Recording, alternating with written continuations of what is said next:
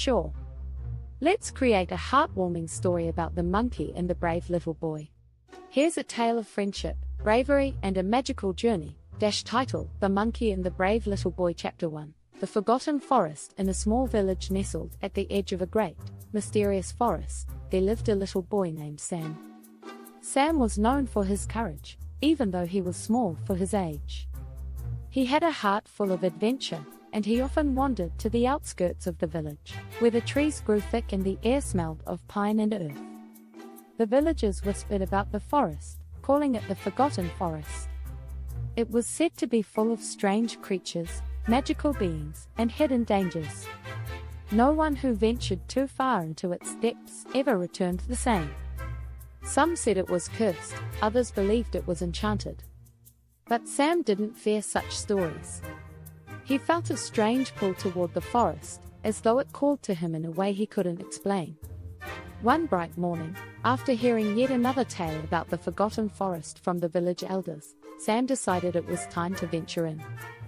He packed a small bag with bread, cheese, and a flask of water, tied his shoes tightly, and headed for the trees. The deeper Sam went into the forest, the quieter it became.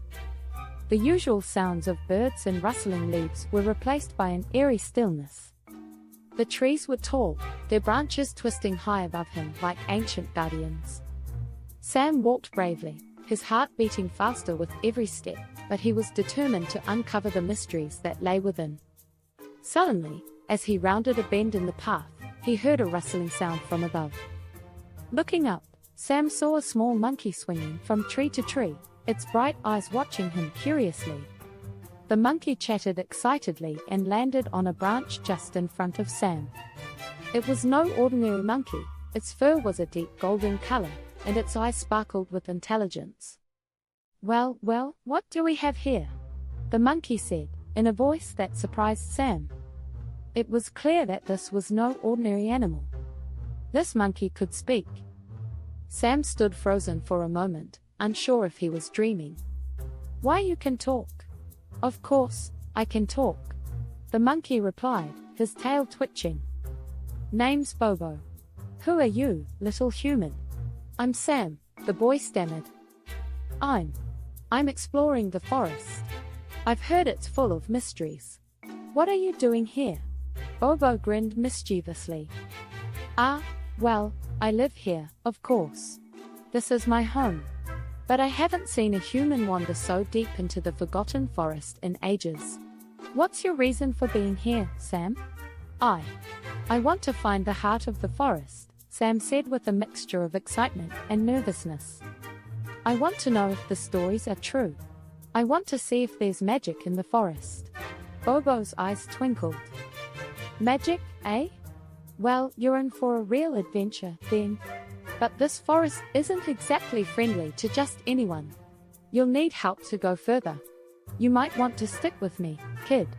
I know this place like the back of my paw." Sam thought for a moment. He had heard that the forest was full of dangers, but something about Bobo seemed trustworthy. His playful, yet wise, demeanor made Sam feel like he had made a new friend. "I'd like that," Sam said with a smile. "But what sort of dangers are we talking about?" Bobo's smile faded slightly, and he jumped down to Sam's shoulder. "There are creatures in the deeper parts of the forest that don't take kindly to strangers. But it's not just the creatures you have to worry about. There's something darker at the heart of the forest. An old curse, some say. But I know one thing for sure: if you're brave enough, Sam, we can find whatever lies at the center. But we have to stick together." Sam nodded, his resolve growing stronger. "I'm not afraid. Let's go." Chapter 2. The first trial. As Sam and Bobo journeyed deeper into the forest, they encountered strange sights: trees that hummed with magic, flowers that glowed in the moonlight, and rocks that shifted and moved like living creatures. Bobo seemed right at home, swinging from branches and chatting with the animals they met along the way. But as they ventured further, the forest grew darker, the air colder.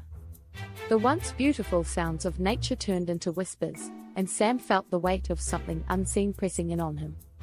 Eventually, they came to a wide river, its waters swirling with a strange, silvery glow.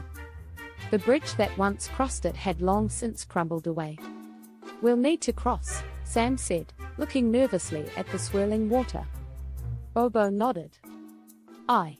But there's a catch. This river is enchanted. Only those who prove their bravery can cross. If you don't face your fears, the river will swallow you whole." Sam felt a shiver run down his spine. "What do I need to do?" Bobo grinned. "You'll see. You've got to face whatever the river shows you, whatever your deepest fear might be. If you can do that, the river will let you pass." Sam looked at the river, his heart racing. The swirling waters seemed to be alive, waiting for him to make the first move. He stepped forward, and as he did, the water began to shimmer. The air around him grew thick, and Sam felt his knees tremble.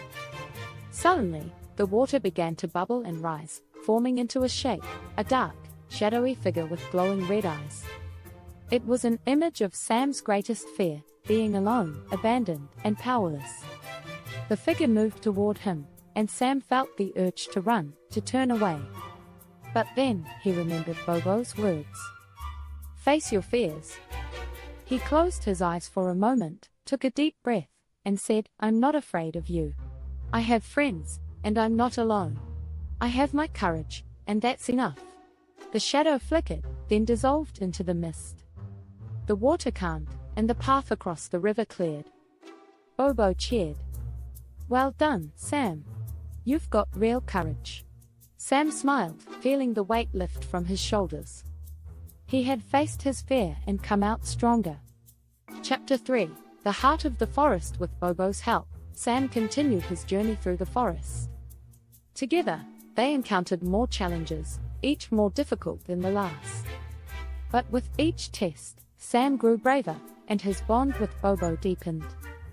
Finally, after what felt like days of walking, they reached the heart of the forest. In front of them stood an ancient tree, its trunk wide and gnarled, with branches that seemed to touch the sky. The tree pulsed with a soft, golden light. "This is it," Bobo said softly. "The heart of the forest. You've done it, Sam." But Sam knew that this was only the beginning. The forest had tested him, yes, but it also held something precious, a magic that could only be unlocked by those who were truly brave of heart.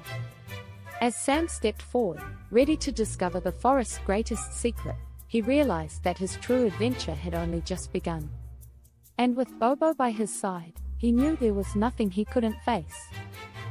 The end. For now.